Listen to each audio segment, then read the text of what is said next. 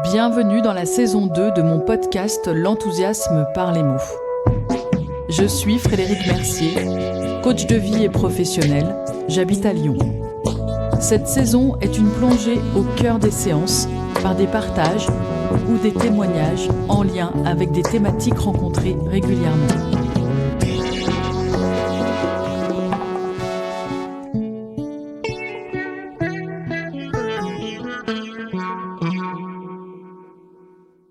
Dans cet épisode, j'affectionne de vous parler du pouvoir du silence.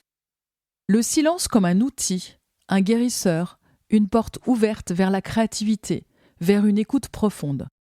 Je n'ai pas toujours personnellement aimé le silence, voire j'avais une vraie appréhension face à des moments sans bruit, sans parole. Mais c'est surtout que j'avais oublié que le silence et moi étions déjà unis dans mon enfance. Mon enfance au contact de la lecture, des recherches de livres dans les bibliothèques, librairies. Enfant, je n'arrive plus à me souvenir depuis quand exactement, mais j'aimais lire.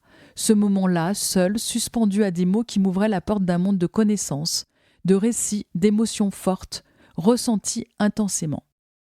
Je lisais dans le silence, avec pour seul bruit les pages qui se tournent. Puis je ne sais pas vraiment comment, insidieusement, j'ai rajouté de la musique, la télévision, les séries, pour accompagner mes moments de lecture, comme une impossibilité de faire une seule chose à la fois. Est-ce que c'est venu de moi, de l'évolution de nos connexions, des pensées et questionnements sans réponse que l'on souhaite arrêter, ou bien de la perte d'insouciance qui me permettait de me connecter totalement à mes lectures? Mais c'est revenu. Le travail sur soi, les formations pour devenir coach, la recherche de toujours plus de solutions pour accompagner la gestion du stress, la confiance en soi, m'ont conduit à comprendre le pouvoir du silence. Le silence est un sujet qui questionne, pas moi uniquement.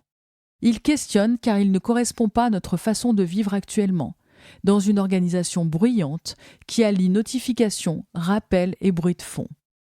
Même nos modes silencieux provoquent une vibration. On le retrouve aussi dans la communication. Communiquer est devenu un art, une compétence ultra valorisée dans nos emplois et nos vies en général. On doit avoir toujours quelque chose à dire. Pourtant, sur les bancs de l'école, c'est le silence qui prône, celui pour entendre, écouter et mémoriser. On nous enseigne que c'est dans le silence que l'on apprend et comprend le mieux.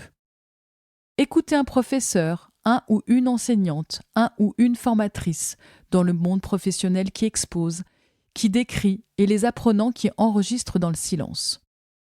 Donc cette vision du silence est contradictoire selon les contextes. C'est ce qui est parfois déstabilisant pour les personnes que j'accompagne. Quels sont les moments où je dois être silencieux, et ceux où ce silence est pesant, blessant, voire manipulateur? J'ai surtout envie de vous partager cette thématique d'un point de vue personnel, comme une méthode pour réactiver sa sécurisation intérieure, sa créativité. J'aime en parler, l'évoquer comme une pause, une source de bien-être. C'est pourquoi se réapproprier le silence est un exercice que j'aime beaucoup proposer en séance. Par où commencer ? À quel moment le silence est d'or ? Le silence est d'or pour notre cerveau. Les stimuli extérieurs constants de notre société moderne rendent le silence rare. Celui où on entend les bruits de la nature, des oiseaux, du vent, de la pluie. Rareté d'une pause essentielle pour se régénérer, se ressourcer, comprendre nos émotions et besoins. Notre cerveau, même s'il évolue en fonction des changements extérieurs, doit toujours plus s'adapter. Cette adaptation est d'ailleurs un des mécanismes du stress. En effet, selon Hans Selye, qui a défini le concept, le stress est un phénomène d'adaptation face aux éléments extérieurs. Notre société multiplie les adaptations, les changements de rythme. C'est en développant sa flexibilité, sa résilience face aux changements que nous pouvons mieux appréhender les évolutions rapides de notre société, les excitations constantes. Ces excitations sont souvent perçues d'ailleurs comme du plaisir, de la nouveauté, et donc stimulantes. Dans un sens, oui, car elles nous poussent plus loin, au dépassement. Mais c'est une forme d'illusion. Je m'illusionne dans un monde toujours plus exaltant, où fleurissent les propositions, les engagements, en oubliant le rythme, la temporalité et la régénération. Pourquoi donner cette pause régénératrice à mon cerveau ? Pour éviter la sécrétion de cortisol, l'hormone du stress, et favoriser la sérotonine pour l'humeur, l'oxytocine pour renforcer les relations sociales et enfin la mélatonine pour réguler le rythme biologique. Pour favoriser un sommeil réparateur, ne vous êtes-vous pas déjà réveillé, fatigué après 7 heures ou 8 heures de sommeil entouré de vos écrans? Pour préserver nos fonctions cérébrales et favoriser la neuroplasticité, pour mieux fonctionner, réparer certaines zones de notre cerveau. Pour lutter contre les troubles anxieux, faire face à ses émotions, les comprendre. Comment faire pour réapprendre le silence? En séance, je me retrouve souvent face à des croyances limitantes, qui ont été parfois aidantes à des moments intenses professionnellement par exemple. Je dois faire plusieurs choses à la fois, être ultra stimulé pour répondre aux exigences de mes supérieurs ou de mes clients. Je ne dois pas me laisser parasiter par mes pensées ou par l'immobilisme, alors synonyme de procrastination. Je ne peux pas rester dans le silence, c'est encore pire, ça me stresse encore plus. Je préfère m'occuper. Ou bien, si je suis dans le silence, j'ai l'impression de perdre mon temps et il me reste tellement de choses à faire, à vivre. Mais le silence ne veut pas dire ne rien faire, ou pas forcément sur une longue période. Et puis, je cherche lors de mes séances à montrer que les bienfaits sont largement supérieurs à la perte de temps. Comme si on s'épuise lors d'un voyage à l'autre bout du monde à tout voir, sans rien mémoriser, apprécier. Oui, je l'aurais fait, mais que restera-t-il de ce que j'ai vu? La vie n'est pas une course face à la multitude de propositions faites par l'extérieur. Les choix sont là, mais se créer une obligation de faire, d'entendre, de tout connaître est un leurre, et nos sociétés sont basées sur la création de besoins. S'écouter permet de comprendre que toutes ces propositions ou ces stimuli extérieurs ne sont pas indispensables. Et là, cognitivement, parfois, c'est difficile de faire le tri. Je suis biaisée en permanence par mes peurs, être has-been, mes angoisses, que va-t-il m'arriver, que pensent les autres de moi? Mes stimulations par le plaisir, je recherche à l'extérieur une forme d'extase. Notre cerveau étant uniquement là pour nous permettre de survivre et d'être intégré dans le système dans lequel nous vivons. Le silence permet de calmer ces besoins de récompense, de reconnaissance. C'est en comprenant que le bruit diminue nos performances cognitives, scolaires, professionnelles, et qu'il nous isole, nous empêche de nous émerveiller, de nous inspirer, de nous épanouir, que l'on peut à nouveau accéder à des potentiels en soi inconnus. Cela favorise notre confiance en nous pousse à aller plus loin et enfin, c'est ce qu'il me paraît le plus important, nous permet d'accéder à notre intuition, qui est un accélérateur de prise de décision, de compréhension et de créativité. J'ai eu la chance de suivre un stage pour développer mon intuition avec Isabelle Fontaine, auteure et conférencière, qui nous a expliqué que l'intuition arrive bien souvent dans le silence. Souvent la nuit, sous la douche, ou bien lors d'une méditation. On dit que l'intuition parle tout bas, et il faut du silence pour l'entendre. Concrètement, qu'est-ce que je propose à mes bénéficiaires? Après les avoir longuement questionnés sur le rôle du bruit ou des stimulations dans leur vie quotidienne, je cherche à flexibiliser leurs croyances face au silence. Je propose d'établir un plan d'action concret pour remettre le silence dans leur quotidien. En étant à l'écoute de leurs émotions, baisser l'intensité de l'émotion en imaginant un bouton du son qui se baisse. Se laisser traverser, comprendre, puis transformer. Nos émotions nous indiquent de quoi nous avons réellement besoin.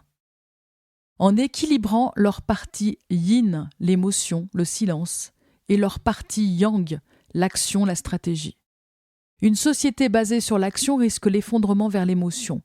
Un juste équilibre entre les deux permet de puiser dans l'un pour matérialiser l'autre.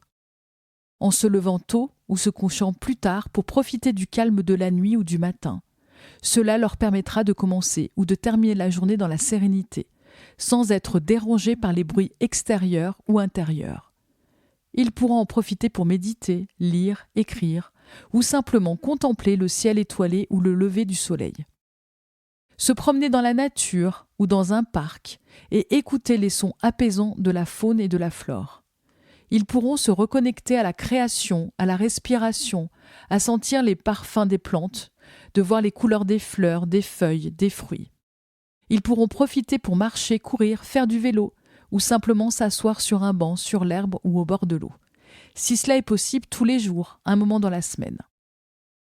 Se réfugier dans un lieu propice au silence, comme une bibliothèque, une église, un musée, un spa, une chambre insonorisée. Une solution pour s'isoler du bruit ambiant, se plonger dans un univers calme, propice à la réflexion, à la culture, à la détente. En profiter pour lire, étudier, apprendre, admirer, se reposer, se relaxer, se ressourcer. Se créer un espace de silence chez soi en éteignant les appareils électroniques, en fermant les fenêtres, en portant des bouchons d'oreilles, en utilisant un casque réduction de bruit. Se protéger des bruits parasites permettra de se concentrer sur soi-même, sur ses sensations, émotions, sur ses pensées. Cultiver le silence intérieur en faisant le vide dans son esprit, en se concentrant sur le moment présent, en se détachant de ses pensées, de ses émotions, de ses jugements, de ses attentes, afin de se libérer du mental, de l'ego, du passé, du futur, du superflu, du négatif. Mais aussi, lors des échanges, rester silencieux, silencieuse pour écouter, pour réfléchir, pour intégrer les paroles de l'autre tout en gardant sa fraîcheur et sa spontanéité. Récemment, j'ai aussi proposé le silence dans le cadre de l'accompagnement d'une femme manager face à son angoisse d'invisibilité. Être invisible professionnellement devient alors un danger. Répondre à cette angoisse par le silence comme une présence en prise de parole, une forme de magnétisme. Il est vrai aussi que le silence est utilisé en écoute active, pour permettre à l'autre de répondre, pour s'autoriser la réflexion et la prise de recul en prise de parole. Le silence dans une réunion, une communication peut représenter l'alliance, la complicité ou permettre de faire émerger un élément inattendu. Le silence est une présence à l'instant, la force de l'engagement vers son interlocuteur. J'ai proposé alors à ma bénéficiaire de tester, de prendre le temps du silence, pour plus d'aisance et de connexion avec elle, ses ressentis, pour éviter que les blessures de rejet, d'injustice prennent le dessus, pour éviter les jeux psychologiques qui entraînent justification et émotions fortes. Le silence est aussi un moyen de communication. Un silence bien placé peut exprimer plus que 1000 mots. Il peut montrer l'empathie, le respect. Il peut aider à apaiser les tensions et à créer un espace sûr pour l'expression des émotions. Pour conclure, se reconnecter à soi passe par le silence. J'espère que ces mots vous ont inspiré et stimulé votre réflexion, en vous remerciant chaleureusement pour votre écoute et votre engagement dans ce voyage de croissance. Je vous embrasse.